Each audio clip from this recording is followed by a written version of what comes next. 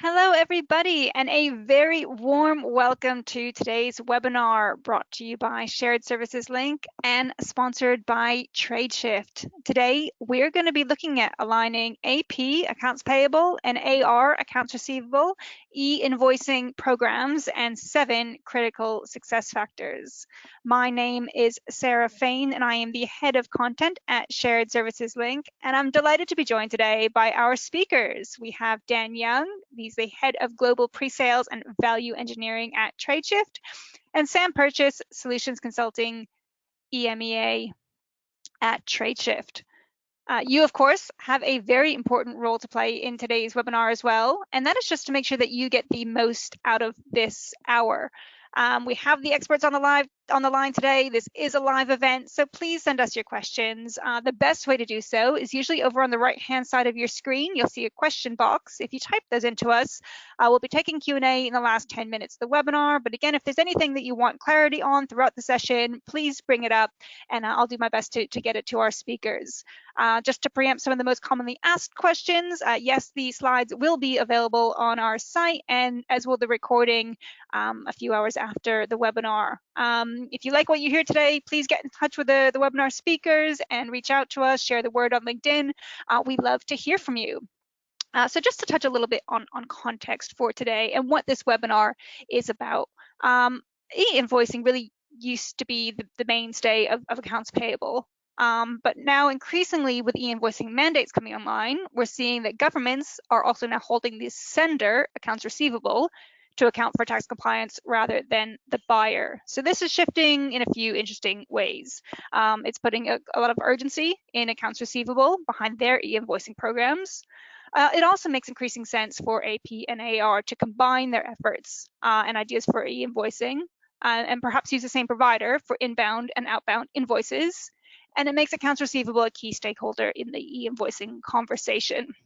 And we're finding that tax compliance is really in the driver's seat and is heavily influencing how AP and AR are choosing their e-invoicing providers. So we are going to be digging into this today. Let me just walk you through our agenda at a bit of a high level before I hand you over to our speakers. First, we're going to be looking at the evolving role of AR in e-invoicing and why the compliance landscape is shifting, some of the drivers for change. We're going to be digging into the challenges for buyers and sellers in the process, and importantly, 7 key success factors of aligning AP and AR e-invoicing programs. We're going to be looking at clearance or non-clearance. What are the use cases? The benefits of an integrated AP and AR strategy. A bit about information about TradeShift, and some time for Q&A. And I just want to say during rehearsals, our 2 speakers today, Dan and Sam, are really good at taking these issues and relating them back to the problems that you face and really very solution focused. So we hope that you find the answers that you're looking for. And again, please do submit your questions to us as and when they come up. So I would like to hand you over first to Dan Young. Thank you. Thank you, Sarah, and welcome everybody. Thank you for attending the webinar today. I'm going to kick things off by talking a little bit about why we're here. So Sam and I have both worked in the vendor technology space in financial transformation, probably for about 3 or 4 decades now between us, largely in accounts payable, accounts receivable, procurement, P2P, and the electronic invoicing space. And it's fair to say we spend a lot of time talking to customers and talking to potential customers, going through RFPs and RFIs and understanding what customer requirements are. Over the last, I would say, 18 months to 2 years, there's been a real shift in the type of demand from organizations that have been coming to us. Whereas historically, they were looking at point solutions in accounts payable, maybe around workflow, 2-3-way matching, coding and approvals. And on the billing side, focused on cash collection, cash forecasting, but not really so much on the invoice distribution. What we've seen over the last 2 years is these 2 departments have combined, and organizations are coming to us and asking us to address their invoicing capabilities inbound into the accounts payable team, and of course outbound or issuing invoices on the accounts receivable side. And this has been a bit of a phenomenon because it's overtaken all of the other demand that we'd previously seen. And of course, the driving factor behind this is clearance mandates that are coming into effect around the world. So clearance mandates initially became prevalent in Latin America, and then several years ago in China, and we started to see some movement in European countries as well, with Spain taking on board a real-time reporting requirement back in 2017, and then Italy following suit in 2020 with a centralized clearance model. We're seeing kind of a domino effect. More and more countries around Europe and around the world are starting to adopt these clearance mandates. And what it's doing, it's driving your AP and AR to consider their business needs as a combined entity and look for solutions in this space.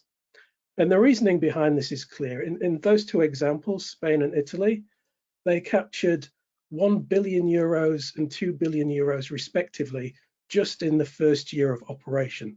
So these are eye-watering amounts of money that are enticing other governments around the world to follow suit and start implementing their own clearance models. And not just enticing people, but they're also mandated to do so as well in Europe. So there was a report just last year by the European Commission about the tax gap effectively across EU member states. And in 2020, the European Commission calculated an estimated tax gap of 99 billion euros.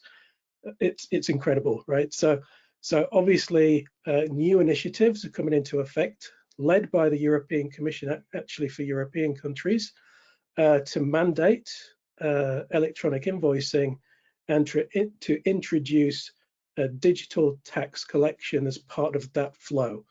From my perspective and from Sam's perspective and organizations in this space, is a fantastic opportunity, and it's driving the type of digital connectivity and digital transformation that we've been advocating for over a decade now.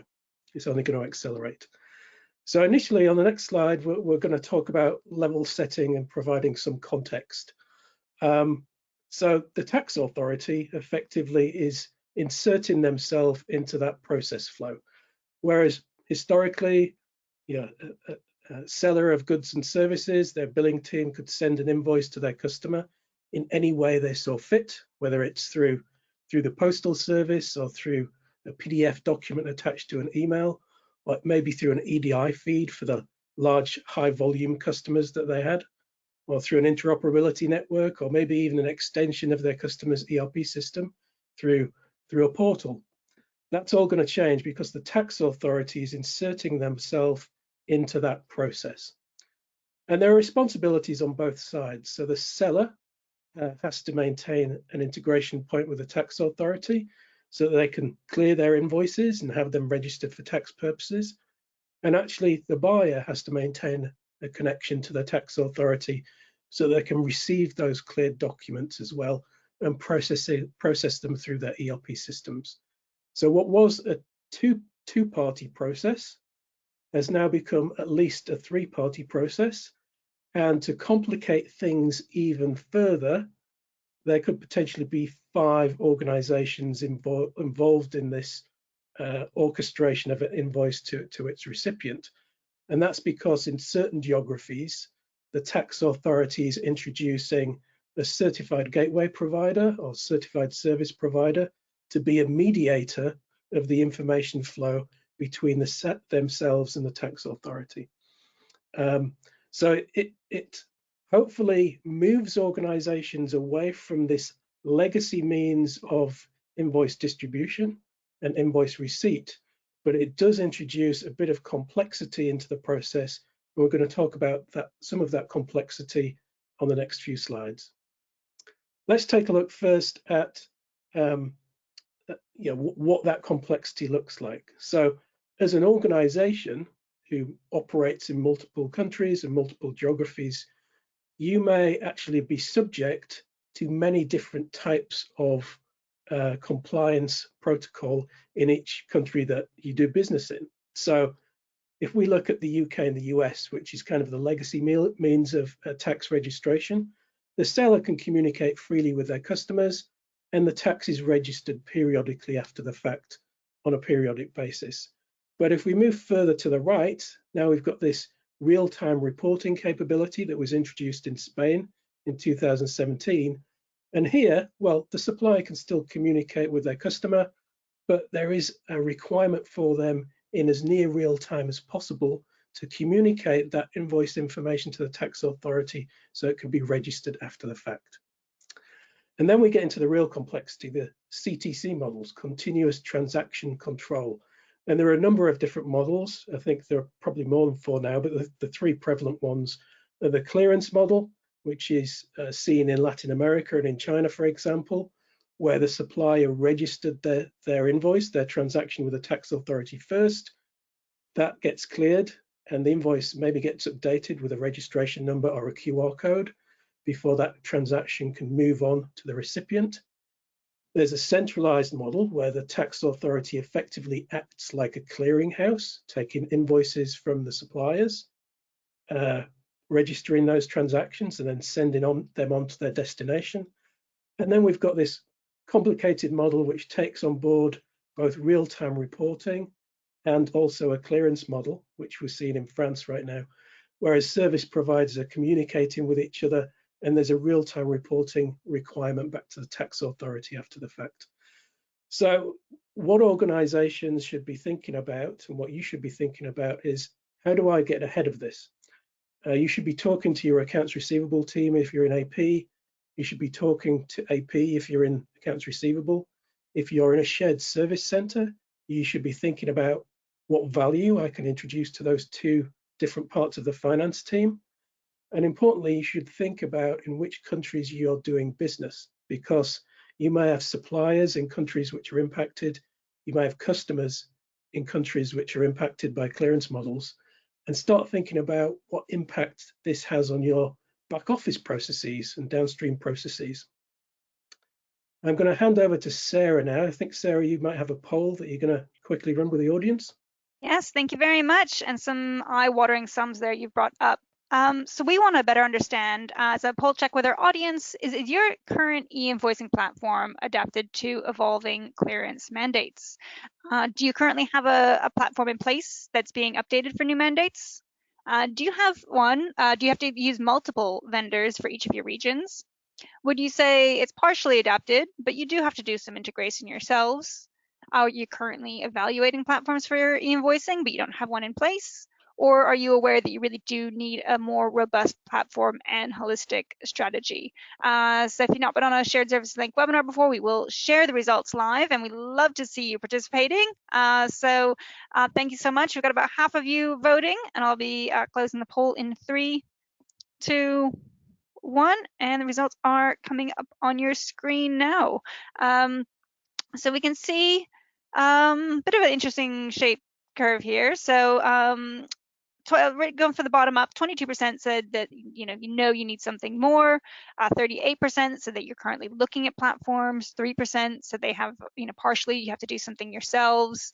24% use multiple vendors for each of their regions, and 14% said their platform's constantly being updated. So a little all over the place, but skewing towards either looking for solutions or really recognizing that you need more for this. Be interesting to get your take on this, Dan, as well.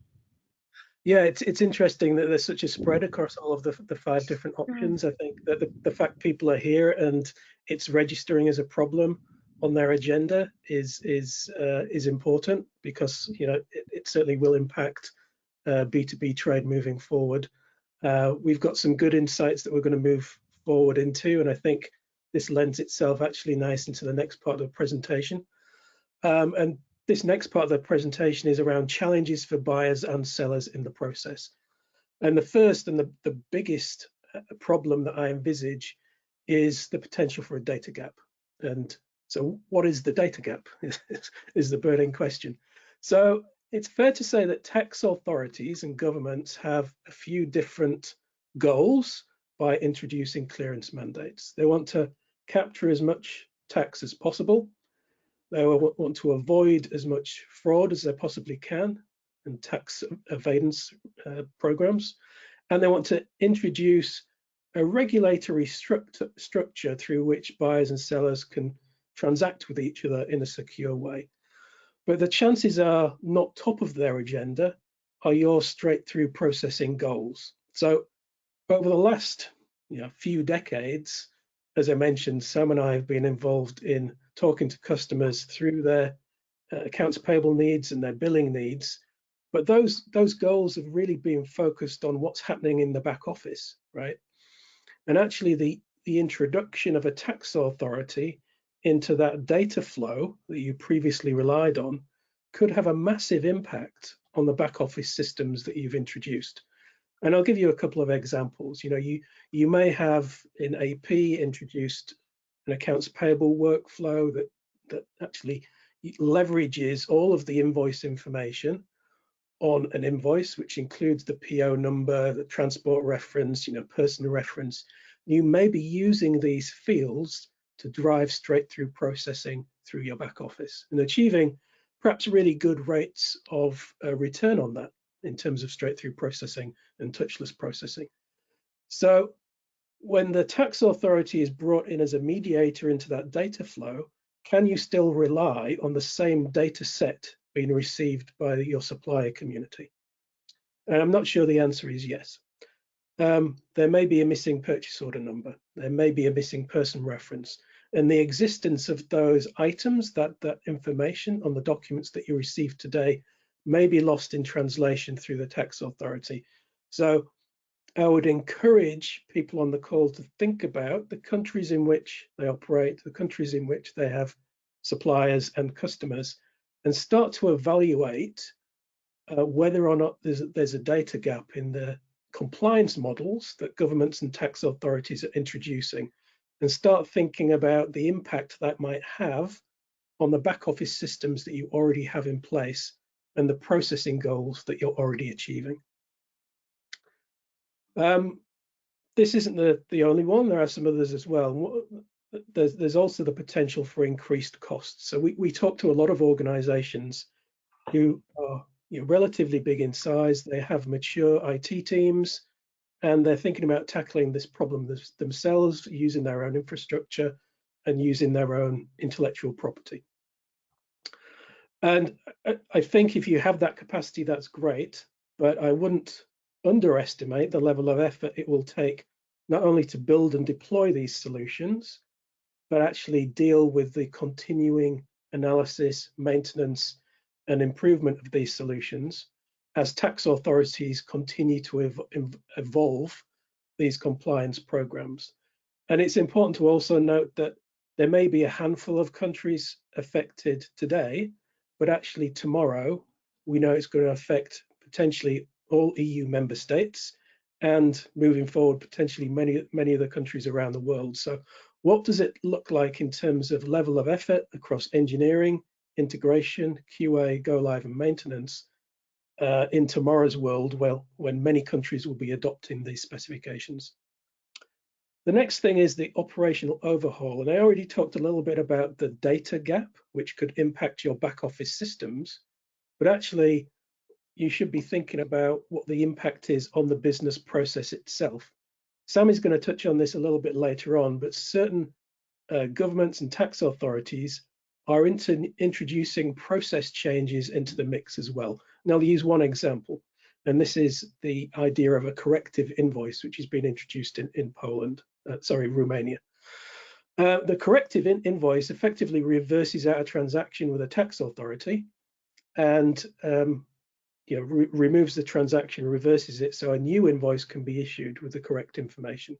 However, that might be handled already with a debit note or a credit note process in your back office and based on an understanding that you have with your suppliers or indeed your customers. So what operational overhaul needs to take place based on the new procedures and practices that the introduction of a compliance mandate might introduce? And then lastly, there's the whole supplier relationship management and customer relationship management concept.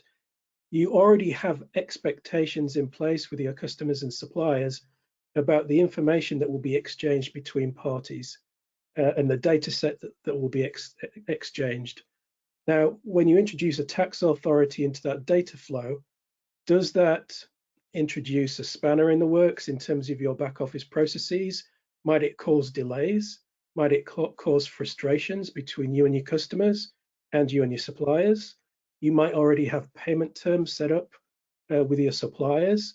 Can you continue to honor those payment terms and pay on time, given the fact that we're introducing a whole new data flow into the process? So it's really important in your planning to have a communication plan in place. So you're openly communicating with your suppliers, you're openly communicating with your customers, and you're setting a level of expectation with those audiences of when you're introducing new systems to tackle e-invoicing and compliance. Moving on to the next slide, do you have the right strategy?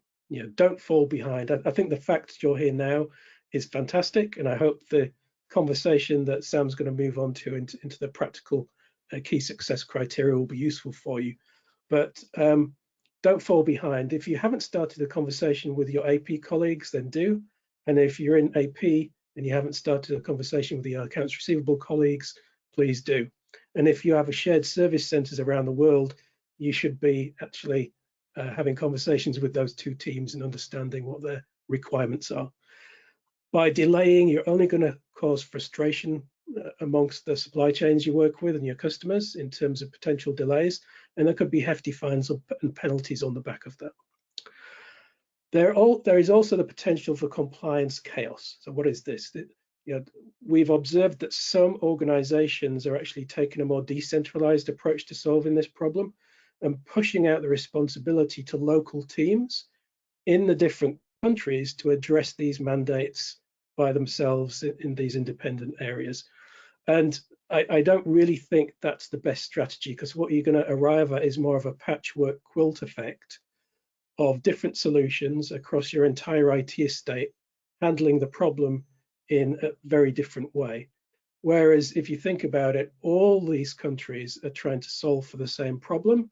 They're just trying to solve for the problem in a slightly nuanced and different way from the next. So by centralizing, there are actually many benefits to be achieved in terms of learning through your experience with one country and be able to apply that experience to the next country and the next and the next as more and more mandates come through. And as we've already articulated, and as the demand into trade shift, as I said at the start of this presentation, shows, AP and AR are facing the same problems as well in terms of invoice receipt and invoice issuance through a tax authority in any given country. So by centralizing through a single strategy, you can streamline operations, reduce errors, and hopefully improve overall efficiency. I'm going to hand over to Sam now, and Sam's going to talk through some of the key success criteria you should be thinking about when introducing solutions like this.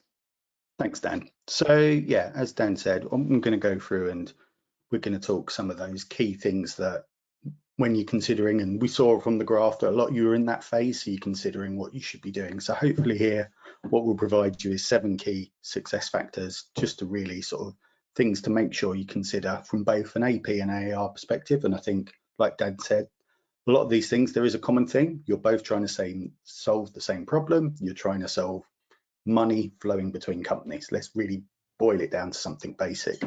So I think the first thing we have to recognize and the first thing we have to look at is the fact that you're doing this, or a lot of the driver for this is compliance that we talked about. So whatever you're looking at, whatever platform, it needs to have that compliance built in. But also I think this probably feeds into when we talked about the idea of doing it yourself.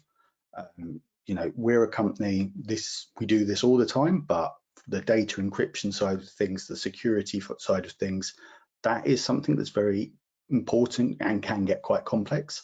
And especially if you think about in country, in another country, in another country, you get into conversations about data residency, where are you going to host your data, et cetera, et cetera. And you really don't want to add that additional complexity in. So yes, you're doing this because you have to, in some ways because of this regulatory compliance, but I think it's important to realize that with security and compliance, it's something you can't avoid. It's not a nicety to say, oh, we'll go for something secure. If we take France, for example, France, we said, you have to be a certified supplier, so a PDP supplier that has specific security impacts, then you have to meet those. So security and compliance is a real key thing as the first point we're looking at. And then if we move on and start thinking about what you need to consider number 2, I think it's really having something that's interoperable. And you might be saying, well, what does that mean? So I think a core, a simple matter is you may need to connect this to lots of different systems. We've got lots of people here that may have had the pain and may have, look, there's my little mark from doing an ERP project. We've all gone through, we've all had the scars, we've got the wrinkles, and being able to have a platform that can work with multiple ERPs now, but also work with them in the future is a very important thing. And then also the data. So e-invoicing mandates come in, it's going to put in to say we need to use this data format. If we look historically, industries may have gone their own way and created their own data format, or you may have, if you look historically at networks have generally said you have to work on my data format. Yet this has all been broken up by the government being that third actor in this party. So yes, industry standard is great data, but that may not become the standard anymore. So the platform needs to have the flexibility to work in different formats, not only for now, but also for the future as we move on. Then if we think sort of as a third main point, something to really, really look at and think about, I think it's onboarding. So if I put my AP hat on, for years, AP have been out there trying to get people onboarding, doing e-invoicing. If I put my AR hat on, I've had to be onboarded. So I've been the other side, I've been onboarded to actually send e-invoices in. One of the questions we get a lot is, do I keep needing to do this? There's regulation coming in 2026, that's coming up. Why don't I just stop and wait there? And what I would say is actually we're in a really nice, almost Goldilocks zone that we can get in and get this stuff on now. So the quicker you do the pre-work, the quicker you get used to sending electronic invoices, the quicker you get used to receiving electronic invoices, and beyond the platforms that will be supporting the compliance in the future, it's a real opportunity. So I would say we don't stop. It's actually probably a better time to accelerate. And with that acceleration, you're getting ahead of the game and you're preparing. And remember, if we're talking about AP, AP used to push this a lot to try and get people on, but actually now with AR, it's really thinking about that advantage that if you are on early, you're going to get your cash collection early, and we're almost into a more competitive world that your rivals may not actually be ready for these changes. So onboarding for me is still really, really important. And it's about making that an easy process and getting ready for the future.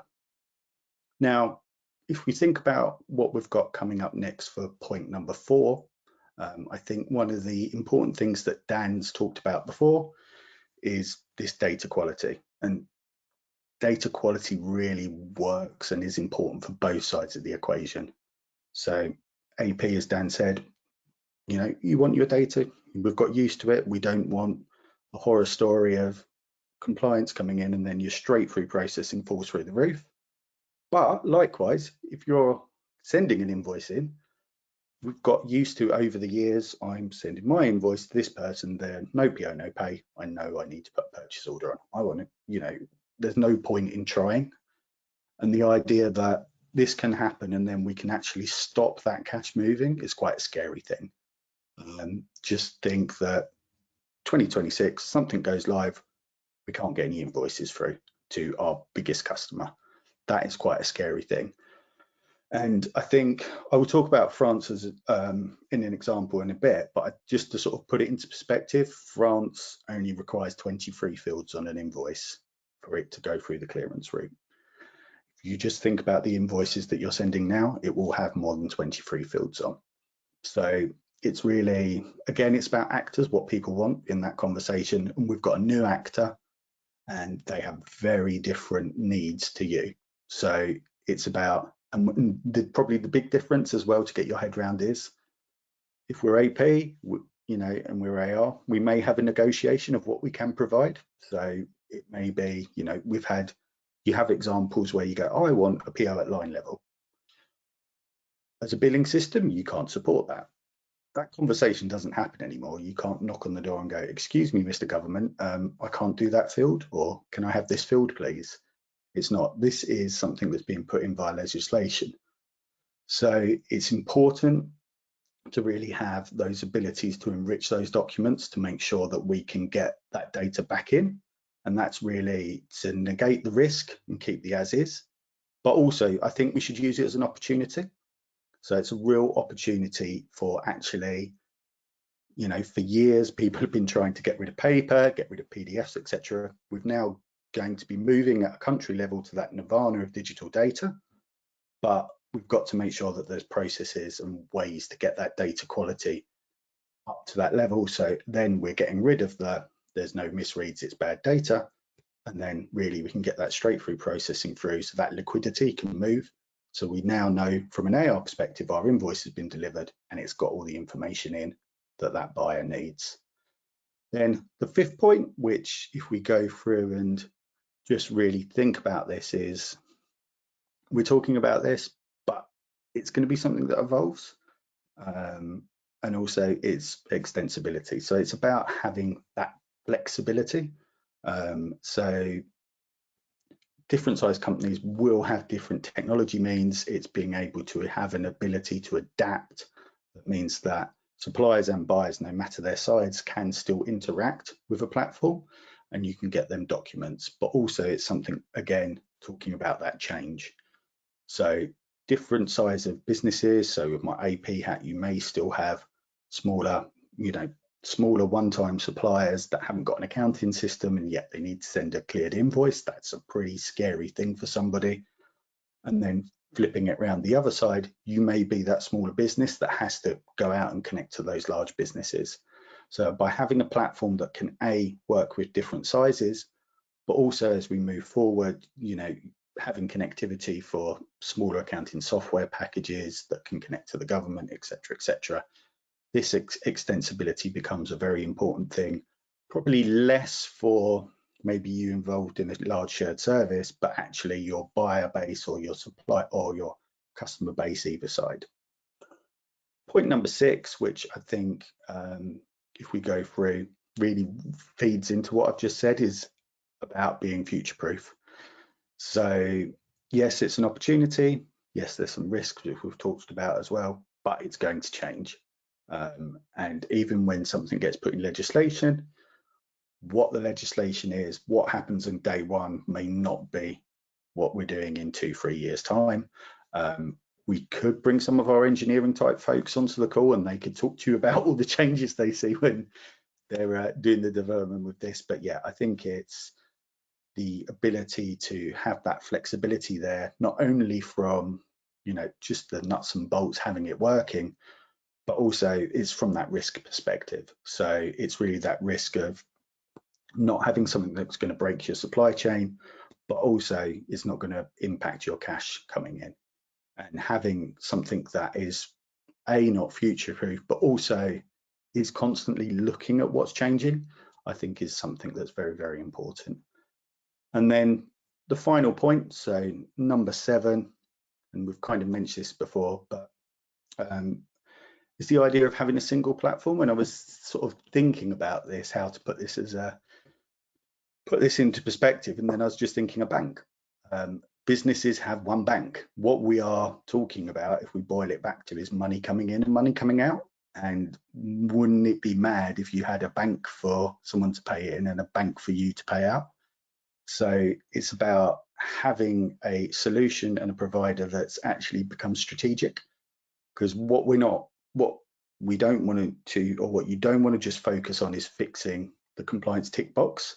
This isn't just the tick box. This is the risk of you not having all that data and it affecting cash going in between businesses, but also it's an opportunity for you to actually really digitize everything that you've probably been working for and working towards over the last 10 years.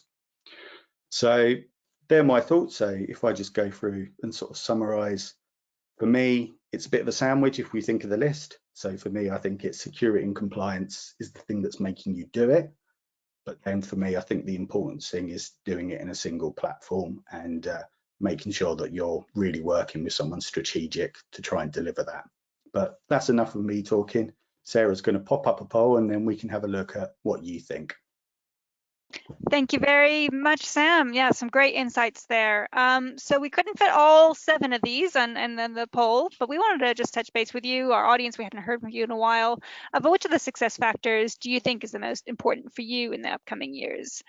Is it security and compliance? Do you lean towards onboarding? Do you think it's interoperability, future-proofing, or single platform? I appreciate you probably have maybe more than one priority here, but if you had to choose one, which of the things do you think is the most important for you in the upcoming years? So great to see lots of you voting. I'll be closing the poll in 3, 2, 1. It looks like there's a pretty clear winner here, and I'll bring that up on the screen. And that is just under half of you, 45% cited security and compliance as the number 1, and 23% cited single platform. A handful of you were citing 13% said onboarding, 10% at interoperability, and 10% of you said future proofing. So I think really comes across here that security and compliance, as well as a single platform, being the top priorities. What's your take on that, Sam? I'm just glad people agreed with me. I was having a horrible thought. You brought it down. It's security and compliance is what's making us have to do these things. But yeah, I think it's by having a single platform, it does give you that opportunity as well of improving both sides, AP and AR. Great. Cool. So yeah, now back to you on the kind of the clearance. Yeah. So what I wanted to have a look at here is very well me just putting up 7 points and talking through them, but I think it's always good to try and see some of these in real life. So we go through and we look at just sort of thinking about what Dan said as well. We still are really working on that model. So we've got that model of those seller outbound, tax authority in there, and a buyer. So yes, we can talk about having a single provider and everything being great. But if we move through and actually look at some examples, I've picked 3 countries for us to look at. So what we've got is we've got Romania as kind of one of the first countries that I think is a good example. And Dan mentioned it before about bringing in a new document type. And it's like, hooray, we've got a brand new document to process. So there's the kind of changes you have. So I'll talk through that. Then we've got France. France is probably getting up there to be the most complex one coming in, but I think it's a good idea of what could be possible.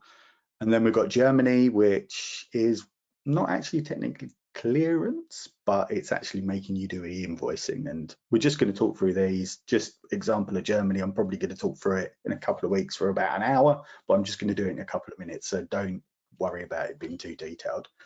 So if we look at Romania, remember that when Dan showed that chart of all the scary flows, Romania is a centralized model. So at that basic level, seller sends to the government, and then a company like Tradeshift, a provider, can pull that from the government system. So that's what we mean by centralized.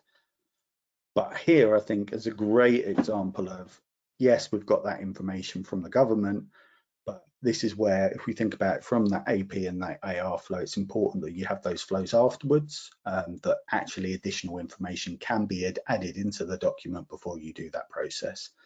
So from a buyer's perspective, you've checked if it's been cleared, but also you may need to add information in about who the supplier is, etc., etc. And then the seller, you may need to actually push information back in that has been removed as part of that process.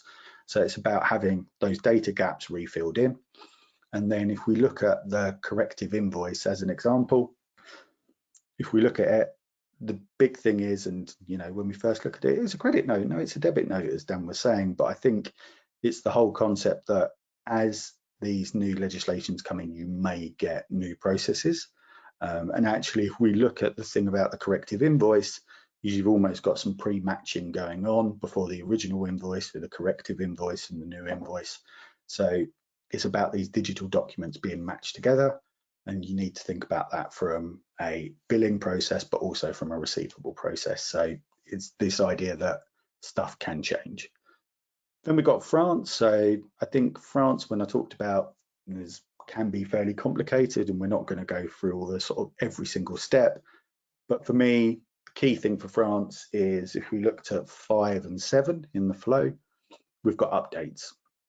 So we've got status updates going back and forwards to the French, to a PDP, so something like TradeShift that's been registered by the government, and then that going to the French clearance platform. So it's these ideas that these updates are going backwards and forwards. And again, yes, this adds complication, and the whole idea of, you know, we were talking about companies doing it on their own, that becomes something very, very complex to deliver. But actually, it's also for me about those opportunities that it means that a buyer and a supplier have that real clear visibility. So you know once your document's been cleared, you know when it's been received, you know those updates. So from a collection perspective, you have that clarity. And actually from that accounts payables perspective, you know, you're updating that. So you may get that reduction of inbound calls saying, when's my invoice going to be paid, etc., etc. So again, it's this balance of complexity and opportunity. Then if we look at Germany, so Germany, as I said, is interesting example. So in Germany, they are, and you'll find this with a lot of the mandates, they're generally gradually introducing complexity based on usually business size. But at the start of next year in Germany, you have to be able to receive an e-invoice. And then as the years go on, they actually mandate the standard. And if we look at the two standards there are, we've got e-Invoicing, which is a UBL type document, or a Zugford PDF, which actually has that data embedded. So in Germany, it's a slightly different approach. It's not, you have to go through their portal, but what they are doing is they are going to be introducing to say, you have to send an e-invoice, and you have to send an e-invoice in this format.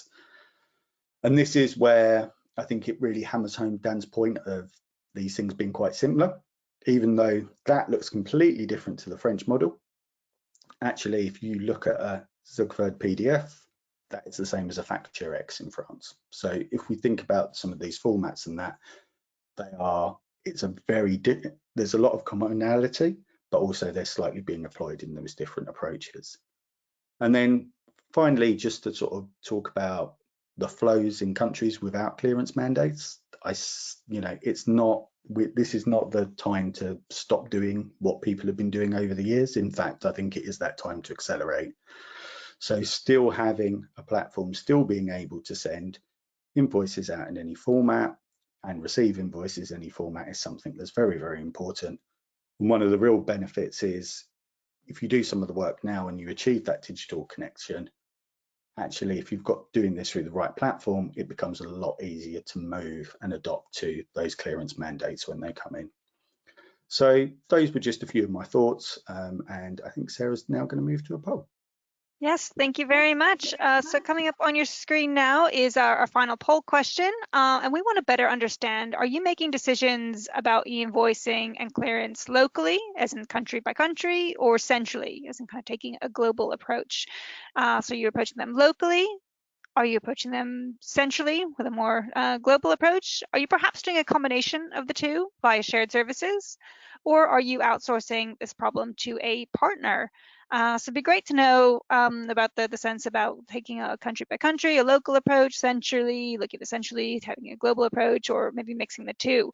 It's great to see lots of you voting. I'll be closing the poll in 3, 2, 1, and the results are coming up on your screen. So over half of you, 55%, are taking a combination of the two via shared services. 24% are looking at this, taking a central look at this. 14% said you're looking at this locally, perhaps on a country by country basis, and 7% are outsourcing the problem to a partner. So interesting take on that. It'd be nice to see if Dan or Sam, if you have any comments on that before we start looking at the benefits of an e-invoicing, unified e-invoicing strategy.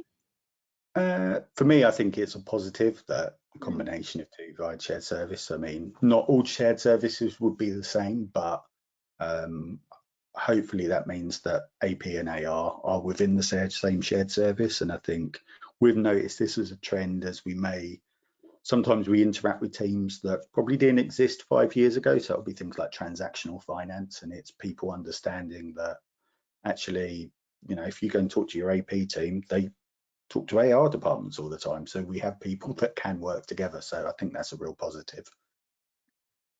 Great, thank you so much. And Dan, I'd love to bring you back if you could talk us a bit more about the benefits of unified e-invoice strategy.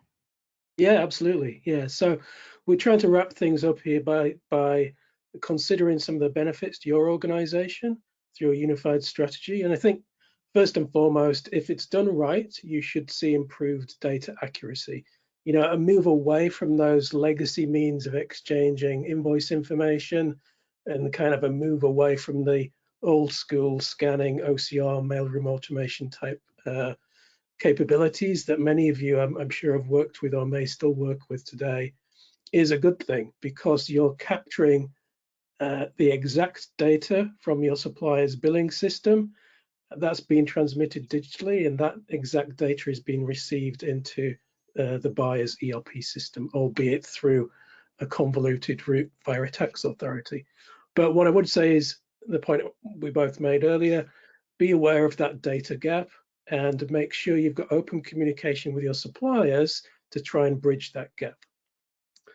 The better solutions should also consider enhanced collaboration. So you do need to make sure that the solution of choice you move forward with allows your business to actually bridge that data gap and collaborate with your supply chain or collaborate with your customers, for example, to resolve these discrepancies.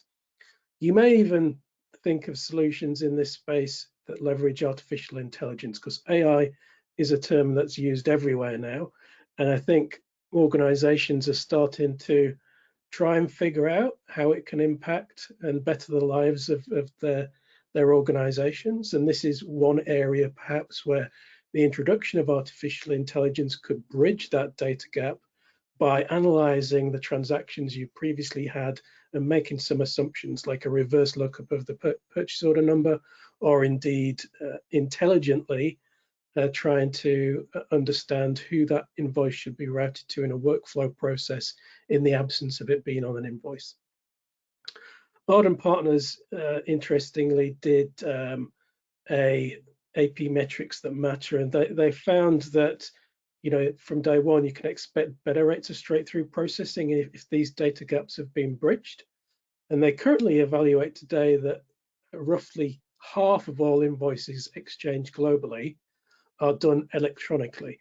I think as time moves on, we'll see this accelerate pretty quickly. Over the last 3, 4, 5 years, it's been hanging around 35 to 50%. So the more and more countries that introduce clearance mandates and electronic invoicing, we should see this dramatically rise. But the third point here is, what will be the impact on your organization through faster invoice processing? With the right solution in place, you should be able to significantly compress the invoice lifecycle time. Through introducing electronic invoicing, we've seen that there's a 70% faster invoice cycle time, which could reduce the time from which an invoice would have been made available for payment after 10 days to as little as 3 days. Now, what can you capitalize upon in terms of payment term improvement, or indeed working capital solutions that you might introduce either on the accounts payable side or the receivable side in terms of reverse factoring? What could you do to see more value delivered to organizations on either side of that transaction to add value to everybody? And lastly, with the right solution in place, you can expect better supplier and customer relationship management. So accurate and timely payments are the goal and the outcome of this process. Not least the tax authority wanting to obviously capture more tax and avoid more fraud, but it has a knock-on effect, and done right, you can expect better relationships in your supply chain and undoubtedly more visibility across the transactions that you have. So I'm going to wrap things up now by perhaps giving a few minutes on Tradeshift and what we're doing. So we're actually doing the hard work for our customers already. So we've built some of these capabilities into our network and into the technologies that we go to market with. We're bridging the data gap by providing a shared view of an invoice between a buyer and a seller.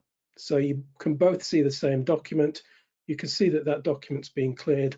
And importantly, you can work on that document collaboratively to resolve any exceptions. So maybe there is a missing purchase order number or a transport reference. We can engage a supplier into that process, and we can engage a buyer into that process through real-time onboarding programs. to get you to collaborate and drive those exceptions to resolution as quickly as possible. We've also got artificial intelligence built into the process to try and automate the identification of those missing fields to the best of our ability. We've got one connection into your back office, so we've taken that complexity, regardless of how many countries you work in, how many different tax compliance programs are being adopted across your enterprise. We can take that complexity out of your back office and put it into the cloud. So that's one connection into your ERP system for sending and receiving, and all of the compliance mandates and communication flows and status updates and checks that take place can do so in one location in your account on Tradeshift. We're a proven technology, so we started our genesis of our organization by creating B2G communications with the Danish government, but we've also been delivering B2G communication with the Belgian government for the last several years as well.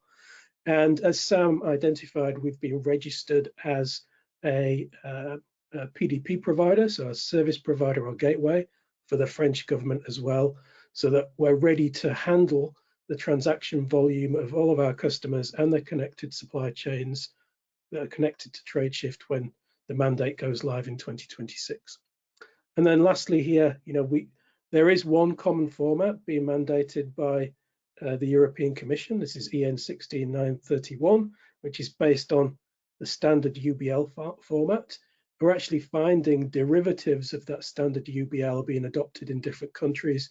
They're just called slightly different things. So it might be Factor X, it might be X-Reckoning, but they're all derived from this common UBL standard. And because that's the standard that Tradeshift uses, that means there's no complicated mapping that needs to take place, no complicated message translation that needs to take place for every single country that adopts this European standard across all of the member EU states. Tradeshift, moving on to the next slide, we've been in operation for a number of years. We scale quite easily, so there's over 500 million messages exchanged annually across our network.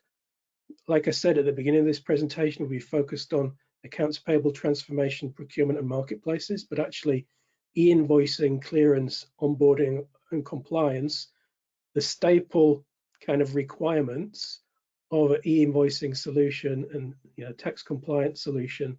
We've been leveraging our network to build best practices in these areas since our inception 14 years ago.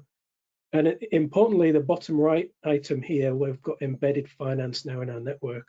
We're working closely with HSBC Bank, who is the biggest trade bank in the world. And we're the largest trade network in the world. So we're joining forces so that HSBC can realize and go to market with its financial products on different venues, with Tradeshift Network being the first of those. So actually all of our customers and the suppliers will be able to benefit from that shorter invoice lifecycle time that I was talking about earlier, and potentially look at working capital improvements. There's so much money locked up in supply chains and has been for generations because of the delay in the payment cycle. Now we're crunching that invoice cycle through best practices and through tax compliance. Maybe we can bring more working capital improvements to the fore. And I think that's it. So I'll pass over to you, Sarah. Maybe we could get some questions from the audience. Thank you. Yes, we have a good few thoughtful questions. So I'm going to jump straight in so we can get our audience's questions answered. Dan, I'm going to put the first question to you. And it's about how may the upcoming new clearance systems be affecting supply chain finance, like you just talked about? And will it still be possible for us to take on contra clearances, so clear AR and AP balance, with a customer who is also our supplier? That's an interesting question and goes right down into the weeds. Yeah, Sam, do you have any thoughts about that one? I think we probably need to map it out and check it, because I think one of the big things with the clearance is there's not often a current common answer. So yes, at a high level, a lot of these are the same, but if I took India as an example, you pre-clear something and then you get a QR code stamped on, where somewhere like, if we think about France, you're clearing it through a platform and then you're doing payment updates. So it probably would need to be stepped through at a country level just to see how those funding routes can work. So I think Okay, that would maybe we be, can connect you after yeah, the webinar. I'll send that listener directly. Okay, if I want to get two more, I wanted to ask. It's a nice one. What practical steps can companies take now in addressing data quality when we don't know what information might be required in jurisdictions globally? So what practical steps do you think it's good to take now to address the data quality issue? I think it's worth looking at your back office systems and understanding what process automation you've already got in place.